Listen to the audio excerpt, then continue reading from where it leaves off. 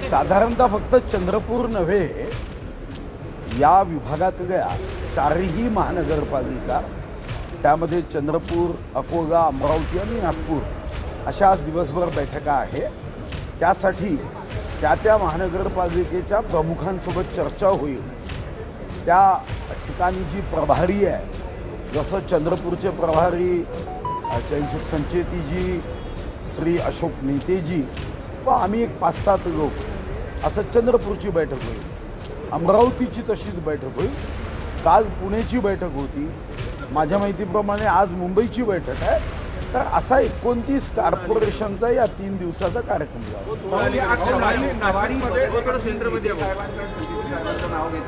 आधी प्रभारी वेगळे होते, आता प्रभारी बदललेले आहे का भाजपाचे?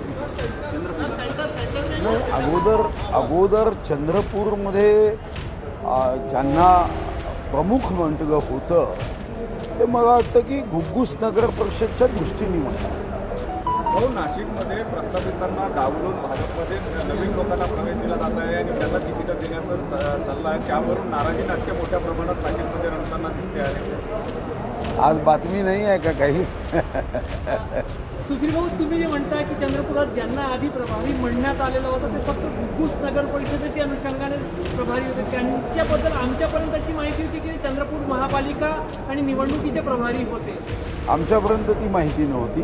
पण मला जे सांगण्यात आलं आहे, श्री उपेंद्र कोठेकरजींनी आज सांगितलं की चैनसुख संचेतीजी ज्यांनी मुलाखती घेतल्यात आणि अशोक नेते हे त्या बैठकीत उपस्थित राहतील आणि ते पक्षाचे निवडणूक प्रमुख आणि प्रभारी म्हणून. किशोर जोरगेवार निवडणूक प्रभारी नव्हते कधी? मला माहीत. सगळ्यात महत्त्वाचं आपण मुंबईला पण गेले होते, जे नाट्य झालं होतं. त्यानंतर बऱ्याच भेटीगाठी घेतल्या मुख्यमंत्र्यांनी. नाट्य हा शब्द योग्य नाही. नाट्य काही झालं नाही.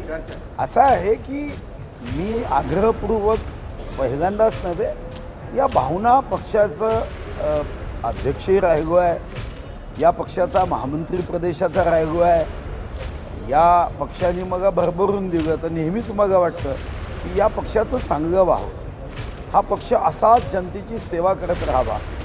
आम्हाला तर हेच शिकवलं आहे, मैं रहू या ना रहू भारतीय रहना चाहिए. म्हणूनच आम्ही काम करताना जीव ओतून काम करतो. निवडणूक जिंकणं हे आमचं बाय प्रॉडक्ट आहे.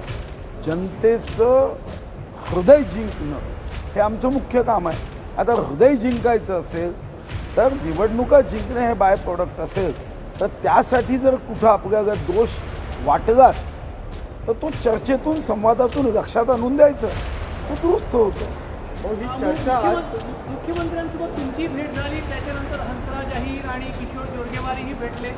चंद्रपूरमध्ये जे काही डायलॉगचा अभाव होता तो आता विस्तारला. कार्यकर्त्यांना काय सांगतात? नाही, डायलॉगचा अभाव कार्यकर्त्यांमध्ये कधीच नसतो. कार्यकर्ते बिचारे तो तर या पक्षाचा आत्मा आहे. त्यांच्या विना तर पक्ष हा अपूर्ण आहे, अधुरा आहे. कार्यकर्ता आहे म्हणून आम्ही विजयाची उंच उडी घेऊ शकतो. पतंगाने जर धाग्याशी नातं तोडलं ना तर पतंग मग कधी भरकटेल असं सांगता येत नाही. त्यामुळे कार्यकर्त्यांमध्ये तर तो मजबूतपणे पक्षासोबत उभा आहे.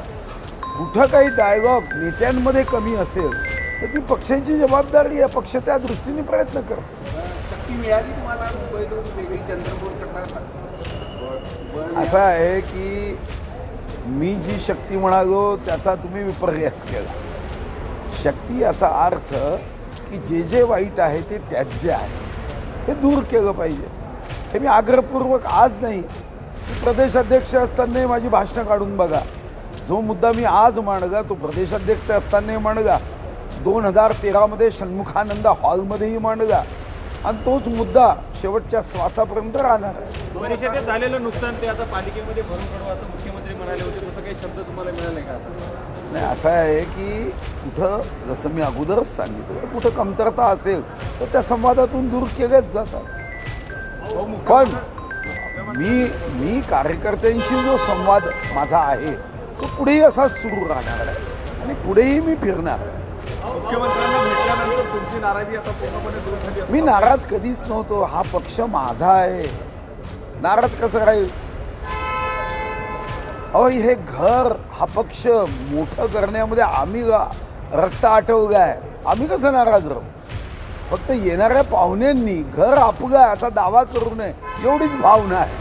हृदय रक्ताचे शब्द वापरले. हृदयापर्यंत रक्त पोहोचण्याकरता सगळ्या धामण्यांमधलं रक्त व्यवस्थित झालं पाहिजे.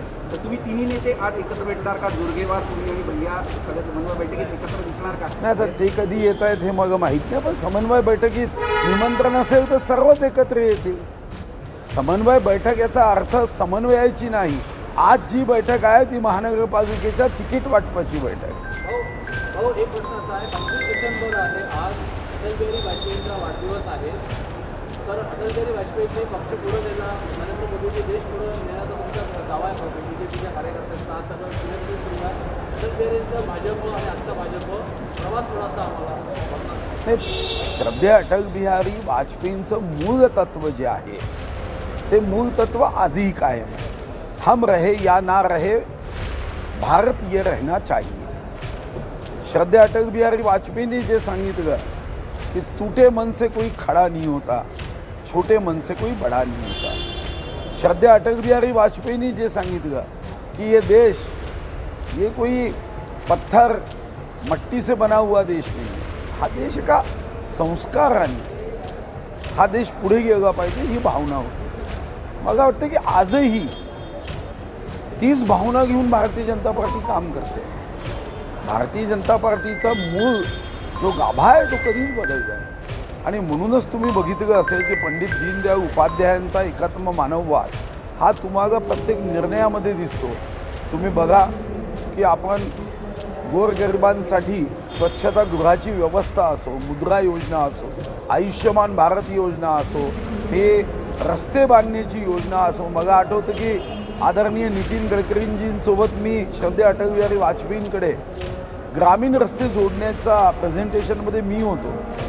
तेव्हा त्यांच्या सचिवांनी सांगितलं कि ये हमारा विषय नहीं है, ये तो राज्यों का विषय है. और श्रद्धेय अटल बिहारी वाजपेयी होने की उसके लिए बदलाव करना है, संविधान में वितरित किए हुए विषयों का तो करना चाहिए, मगर गांव को रास्ते से जोड़ना चाहिए. हा भाव होता तो आपण बघतो.